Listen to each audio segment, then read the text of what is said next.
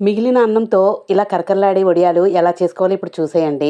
అన్నం మిగిలిపోయింది ఏం చేయాలి అని అనుకోకుండా చక్కగా ఇలాగైతే చేసుకుంటే సాంబార్లో కవని కర్డ్ రైస్ లో కవని చాలా బాగుంటాయండి వడియాలు. ముందుగా అన్నం అంతటిని మెత్తగా కలిపేసుకొని ఒక పక్కన ఉంచుకోండి. అందులో ఒక 2 స్పూన్ల జీలకర్ర, అలాగే 1 స్పూన్ వాము, 2 స్పూన్లు నువ్వులు, అలాగే కారం, సరిపడినంత ఉప్పు. కారం కూడా మీ స్పైసీకి తగ్గట్టుగా అయితే వేసుకోండి. అంతటిని మెత్తగా అయితే మిక్స్ చేసుకోండి. మరీ మెత్తగా ఉండకూడదు. అన్నం మెతుకులుగా అయితే ఉంటే క్రిస్పీగా అయితే ఉంటాయండి. హార్డ్ గా గానీ ఉంటే కొంచెం వాటర్ అయితే వేసుకోండి. చూసారు కదా, ఇలాగా రౌండ్ గా బాల్స్ లా చేసుకొని చక్కగా ఎండలో అయితే ఎండబెట్టేసుకోండి. ఎండ ఎక్కువగా ఉంటే 2 days లోనే ఎండిపోతాయి, లేదు అంటే 3 days పడుతుంది.